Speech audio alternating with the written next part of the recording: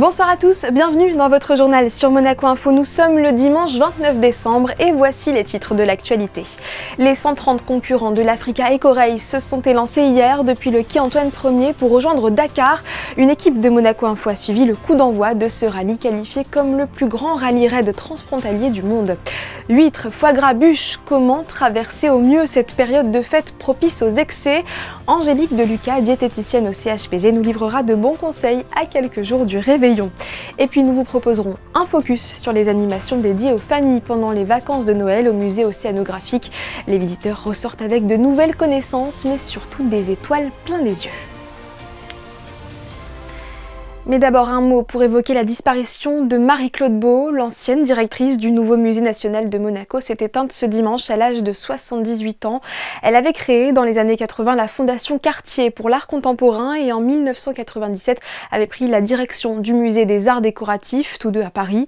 Pour ce qui est de la principauté, Marie-Claude Beau avait pris la tête en 2005 de la direction artistique du prix international d'art contemporain de la Fondation Prince-Pierre et dès avril 2009 avait dirigé le nouveau musée national qu'elle a quitté en avril 2021. Sur ces images, vous la voyez, le jour où elle a passé le témoin à Björn Dahlström, qu'on imagine très touché aujourd'hui, tout comme la directrice des affaires culturelles, Françoise Gamerdinger. Les équipes de Monaco Info s'associent à leur peine. C'était l'événement sur le quai Antoine Ier hier soir. Le départ de l'Africa Eco Race 2025 a été donné depuis Monaco. Un rallye raid qui suit les traces du mythique Paris-Dakar dans sa version d'origine. Retour sur ce lancement avec Gaëtan Lebrun et Jean-Alexandre Dordet. C'est parti, l'Africa Eco Race ! 120 véhicules sont partis ce samedi du quai Antoine Ier en direction de Marseille. 80 motos, dont pour la première fois 2 motos électriques, ont pris part à la course, ainsi qu'une trentaine de voitures pour un total de 130 concurrents. Ils seront accompagnés durant tout leur périple par plusieurs camions de soutien logistique. Des moyens astronomiques ont été mis en œuvre cette année encore pour assurer aux pilotes une arrivée dans les meilleures conditions. Ces 2 semaines de course qui attendent les pilotes. Les premières épreuves chronométrées débuteront au Maroc et suivront l'itinéraire mythique du Dakar jusqu'au Sénégal. Benoît Fretin en est à sa 4e participation et figure parmi les favoris de cette édition. Le Français de 56 ans s'est préparé pendant plus d'1 an afin de vivre cette aventure pleinement. Et ce qui est assez intéressant dans le rallye raid, c'est que finalement c'est de l'abnégation. C'est pas le meilleur, c'est pas le plus rapide qui gagne, c'est le plus malin, c'est parfois celui qui est un peu plus roublard que les autres. Et ouais, il y a des fois il faut y mettre un peu ses tripes parce que quand on s'est ensablé 3 fois dans les dunes, à la 4e on n'a pas forcément envie d'y retourner et pourtant il faut s'en sortir. Il y a surtout de la préparation mécanique, c'est-à-dire qu'il faut partir avec une voiture qui soit assez irréprochable.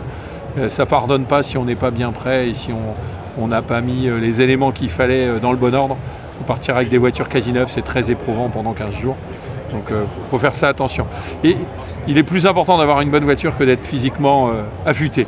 Le départ de cette 16e édition de l'Africa Eco Race a aussi été marqué par la présence de Diane Thierry-Mieg, ex-femme de Thierry Sabine, créateur du Paris-Dakar, décédée tragiquement aux côtés de Daniel Balavoine et 3 autres personnes lors de l'édition 1986. Très émue, elle a eu l'immense honneur de donner le départ de cette course. Je suis très contente parce que pour moi, l'Africa Eco Race, ça représente vraiment le rallye qui représente le plus le Paris-Dakar. Et je suis contente que Jean-Louis Chesser ait continué en fait à faire un rallye qui ressemble bien à ce que avait créé mon mari. Je me demande pourquoi Jean-Louis Chesser ne m'a pas demandé plus tôt d'ailleurs de venir parce que je serais venue avec plaisir. À partir de mardi, les pilotes auront près de 6000 km à parcourir pour les 2 semaines à venir. Rendez-vous donc le 12 janvier pour connaître les vainqueurs de cette 16e édition. En attendant, vous pouvez suivre l'avancée des pilotes sur les réseaux sociaux et le site internet de l'Africa Eco Race. Et pour en savoir plus sur cette 16e édition, l'interview de son organisateur Anthony Schlesser que nous recevions hier est à retrouver en replay sur notre chaîne YouTube. L'heure était au bilan pour les entreprises ayant participé au programme d'accompagnement bas carbone proposé par la Mission pour la transition énergétique. L'objectif de la MTE, proposer à chaque entité une stratégie adaptée afin qu'elle réduise son impact environnemental. Tous les détails dans ce reportage de Fabien Bonilla et Lionel Bernardi. 28 entités monégasques étaient représentées ce jeudi matin et conviées par la MTE, la Mission pour la transition énergétique. 28 entités représentant 10 secteurs économiques, de l'industrie à la banque en passant par le BTP. L'ensemble de ces établissements a participé à l'accompagnement 2024 de ce que l'on peut appeler des stratégies de bas carbone. Une stratégie bas carbone, ça commence déjà par calculer son bilan carbone, donc d'avoir conscience de ce qui mérite d'être abaissé, et d'autre part ensuite d'adopter un plan d'action pour réduire ses émissions. Mais ça veut dire aussi d'être prêt à répondre à ses clients, qui eux-mêmes se posent des questions sur leur bilan carbone et souvent vous demandent « et alors, vos émissions carbone, comment je peux les abaisser ?» parce que les émissions carbone des fournisseurs sont les émissions carbone des entreprises. Et ça nous a paru intéressant aujourd'hui de montrer que les entreprises de Monaco, des plus importantes aux plus petites, sont prêtes à s'engager pour une stratégie bas carbone. Lors de ce programme, 37 actions de réduction de l'impact environnemental ont été identifiées. Et parmi les différentes entreprises qui ont apporté leur témoignage, la société spécialisée dans l'industrie du textile de luxe, Bettina. On tient à remercier la MTE pour son accompagnement durant ces 2 ans. C'est vrai qu'ils nous ont permis de mettre en place nos premiers bilans carbone, de voir un petit peu nos facteurs d'émissions les plus polluants. Alors aujourd'hui, au quotidien, on met des actions, donc on essaie de sensibiliser au maximum l'ensemble de nos collaborateurs. Aujourd'hui, on est près de 200 chez Bettina.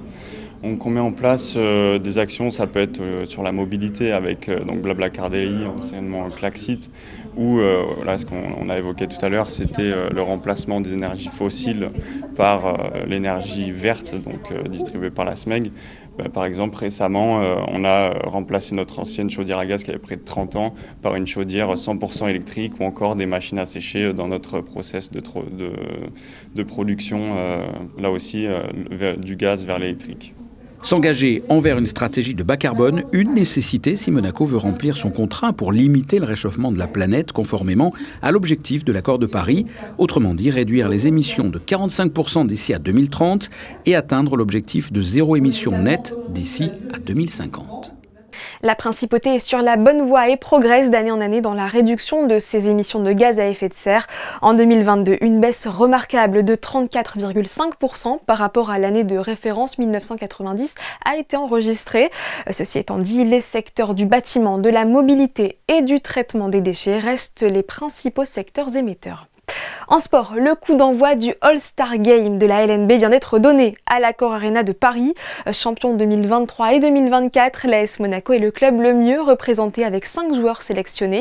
Mike James et Alpha Diallo font partie de l'équipe monde, tandis qu'Eli Okobo, Mathieu Strazel et Mohamedou Jaïté ont intégré la sélection France. Ce match des étoiles est diffusé en direct sur DAZN.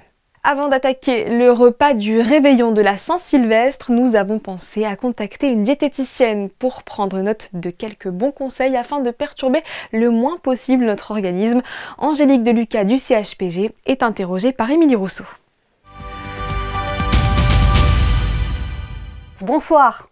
Bonsoir Émilie. Pendant les fêtes, on dépasse souvent nos habitudes alimentaires. Comment se remettre de ces excès ponctuels? C'est une période de fête avec Noël, le Nouvel An. On enchaîne les repas assez copieux. Pour ça, on va souvent aller vouloir se priver derrière ou commencer des régimes un peu trop restrictifs qui peuvent nous amener à de l'excès par la suite. Donc moi, ce que je conseille vraiment, c'est de garder une alimentation équilibrée entre les deux. Alors évidemment, on va manger plus léger. De toute façon, on le dit de nous-mêmes le lendemain. On veut manger une soupe, on veut manger plus léger. Voilà, globalement, il faut se diriger vers ces aliments-là. Important de retrouver un équilibre. Oui, tout à fait. Un équilibre alimentaire, ça va être manger de tout. En quantité raisonnable, en proportion raisonnable. Donc vraiment, le mot, c'est la modération. Il y a des aliments à privilégier? Là, dans ces périodes-là, on va vraiment privilégier des aliments plus végétaux. De toute façon, de nous-mêmes, on va aller vers des veloutés, vers des soupes, vers des bouillons, parce que déjà, on a besoin d'hydratation, on a besoin d'aliments qui vont mettre notre système digestif au repos. On va aller aussi manger des protéines maigres, du poisson, des œufs, aussi des féculents, hein.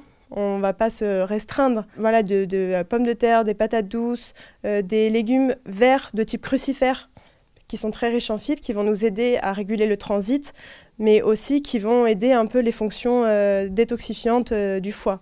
Et éviter aussi l'indigestion?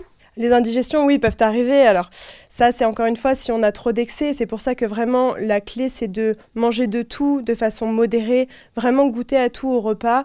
Éviter tout de suite de se resservir, voilà, se prendre une portion petite et on mange vraiment ce qu'on a besoin, vraiment écouter le corps quand on a faim, on mange et ne pas se forcer à finir l'assiette. On dit souvent aussi que l'hydratation est la clé, est-ce que vous confirmez cela?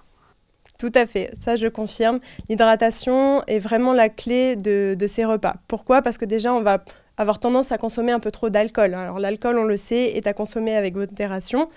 Mais là, on va aller plutôt se tourner aussi entre chaque verre d'alcool. Alors un verre d'eau, évidemment. Se diriger aussi vers des boissons pas sucrées, peu sucrées. Faire des eaux aromatisées maison, des smoothies, des citronnades. Voilà, ce genre de boissons-là qui, contrairement au soda et aux jus de fruits industriels, vont nous hydrater. Parce qu'on le sait, alcool et boissons industrielles vont vraiment nous déshydrater. Angélique Delucas, est-ce que dormir et bouger sont aussi des facteurs importants pour arriver à passer ce cap des fêtes? Alors complètement, le sommeil, on n'en parle pas souvent et pourtant il est primordial. De une, il va nous permettre vraiment une meilleure récupération, parce qu'on ne dort pas beaucoup pendant ces périodes de fête. Et puis deuxièmement, quand on manque de sommeil, on a envie de grignoter, on a envie de plus manger, et notamment des aliments qui sont gras et sucrés, évidemment. Donc ça, c'est une première chose. Et de ce qui est de l'activité physique, ça va de pair de toute façon avec l'alimentation. Tout comme une alimentation équilibrée, la clé, c'est la régularité.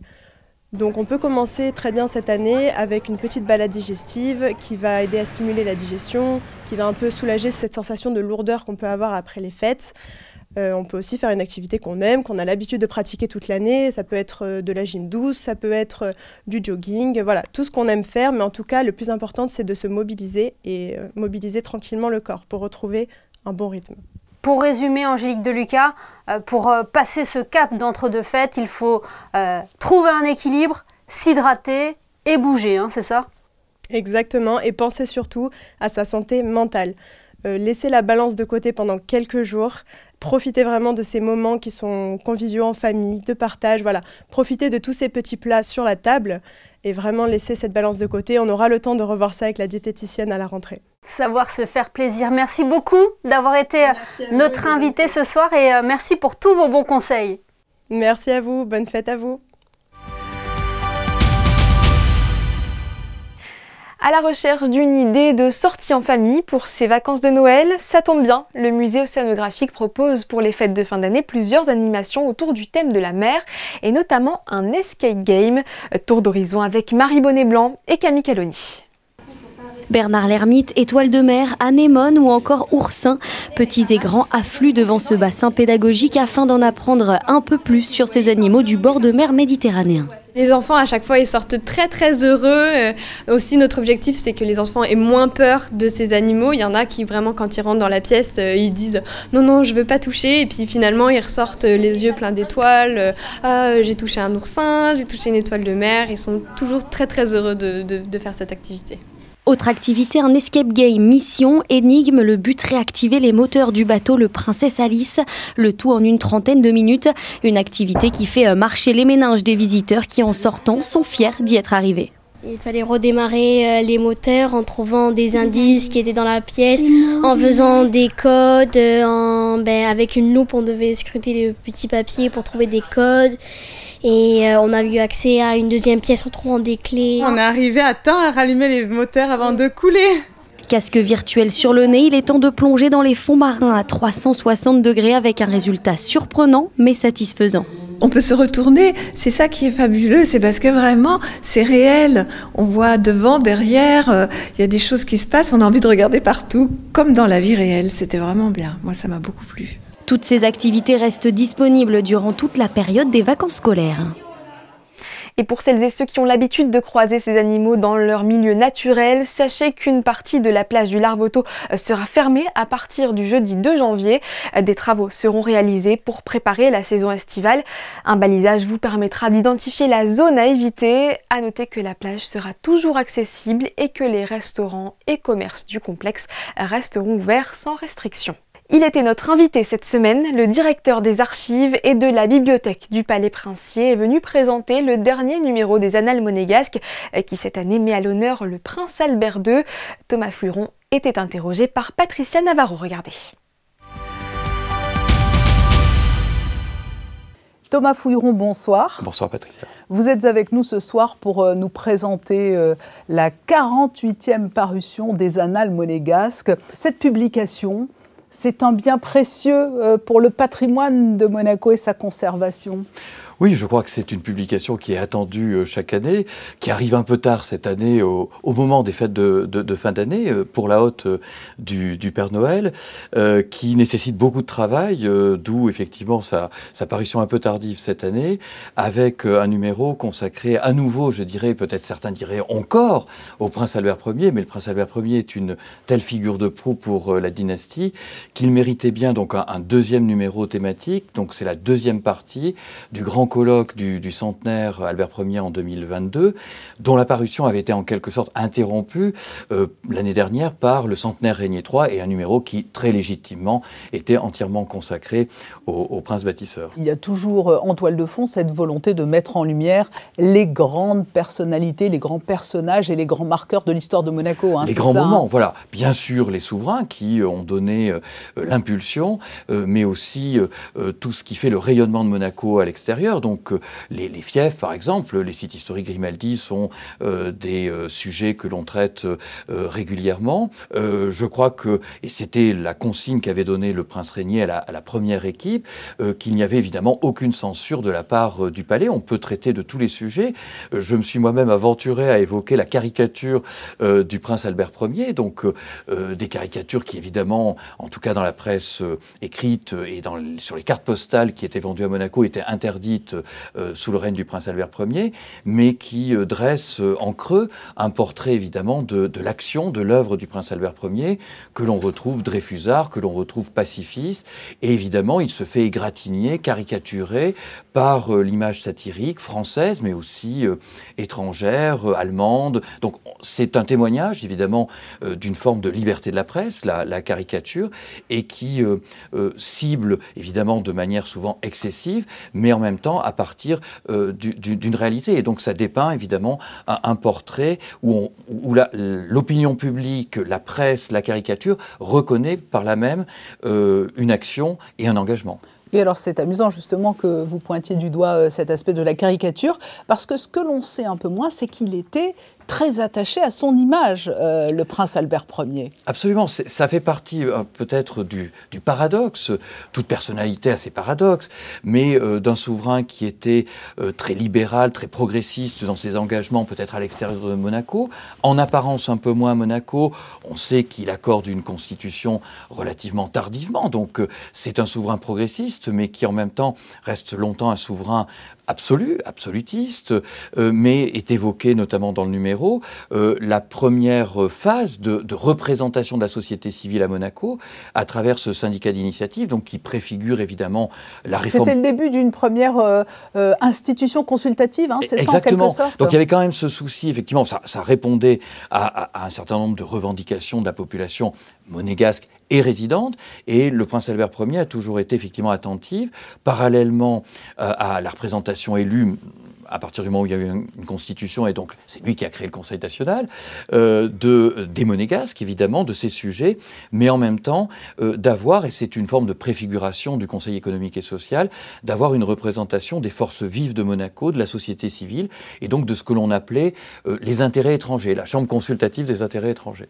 Il y a aussi au cœur de ces annales des relations très importantes encore aujourd'hui. Ce sont les relations avec la France. Déjà à l'époque du prince Albert Ier, il avait mesuré la nécessité de bonnes relations et de liens toujours plus étroits. Hein. Absolument. Alors là, avec la France, je dirais de manière générale, sur un plan affectif, c'est un prince qui est né, qui est mort à Paris, donc c'est un prince parisien. C'est un prince qui considérait la France comme sa seconde patrie, par les engagements, la position de la France, fille des Lumières.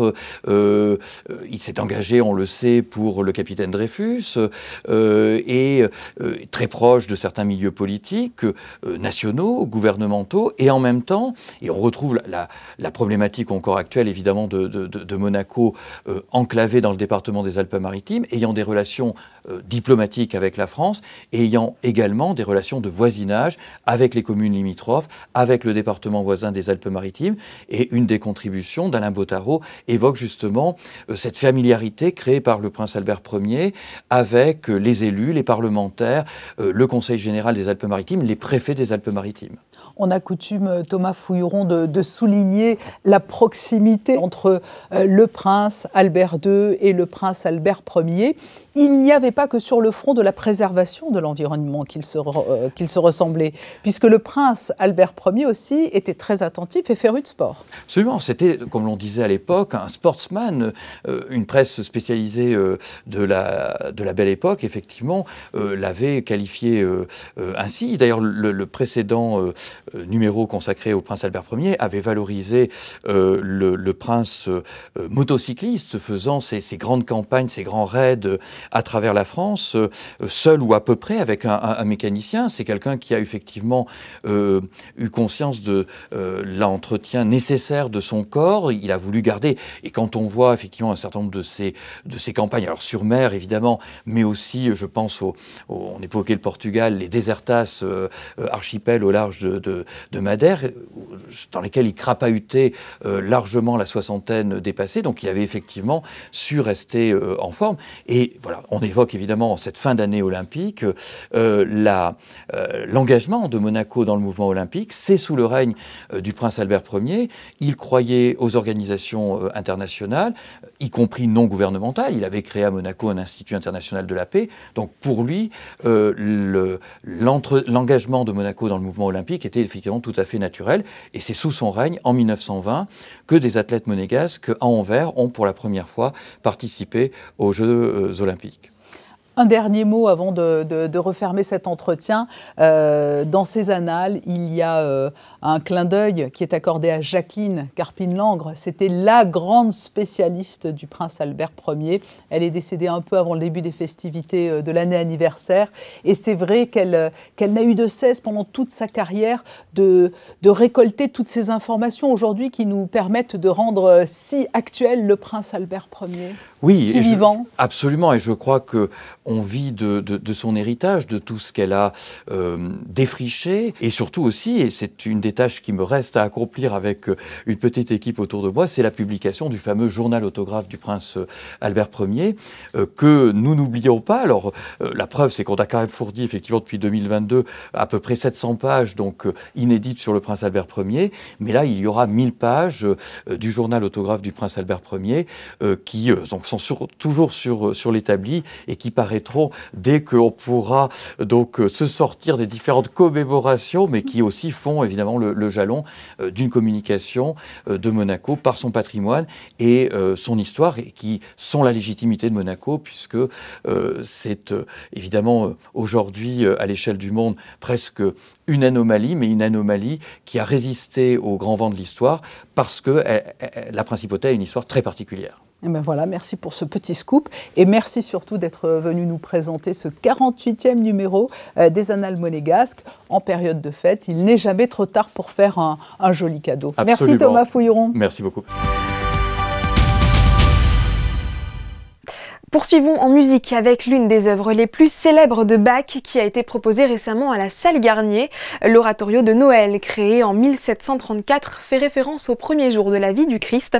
Il est composé de 6 parties et ce sont les 3 premières qui ont été jouées devant son Altesse Sérénissime le Prince Albert II et son Altesse Royale la Princesse de Hanovre. José Sacré et Thomas Deus reviennent sur ce sublime moment.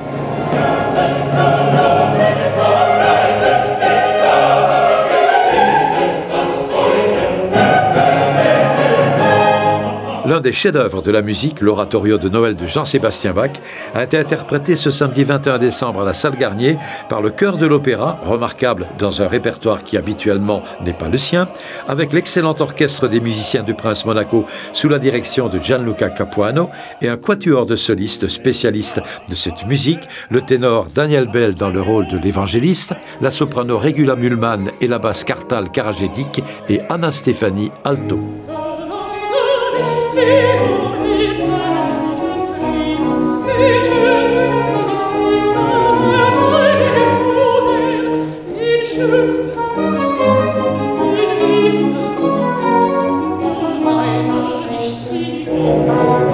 C'est pour moi de revenir à mes premiers amours. Et avec les musiciens du Prince, c'est la première fois qu'on joue Bach. Et ça, c'est un événement pour nous, c'est très beau, une très belle occasion et j'espère qu'on pourra faire encore dans le futur.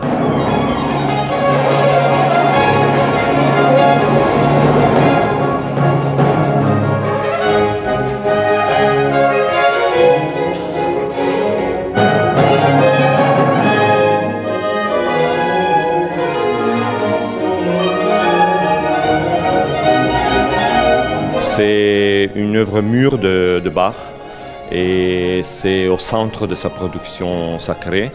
Et à l'époque, c'était vraiment un événement pour les gens qui ont écouté la première fois l'oratorio.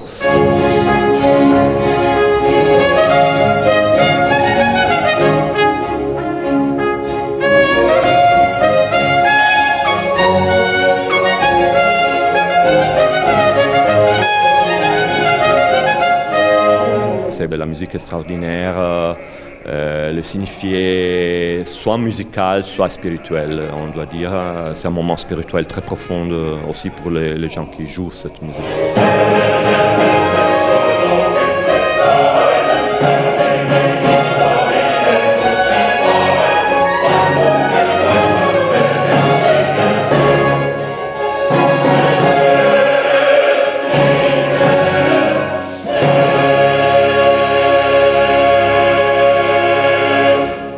Le succès de ce concert a été tel que l'ensemble des artistes a offert au public enthousiaste un bis de 8 minutes.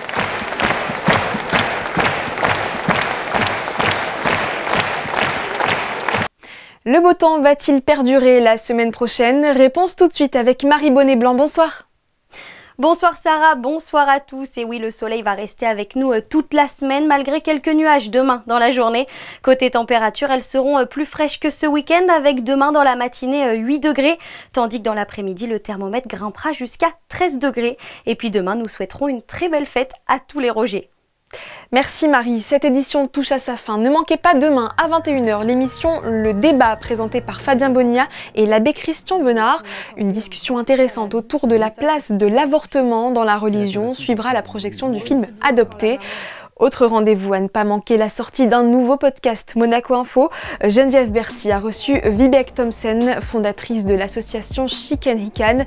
Cette Danoise, résidente monégasque, lutte pour les droits des femmes et notamment pour l'accès gratuit aux protections hygiéniques dans les établissements scolaires de la Principauté. Merci à tous pour votre fidélité. Je vous retrouve le week-end prochain en 2025. D'ici là, passez un excellent réveillon.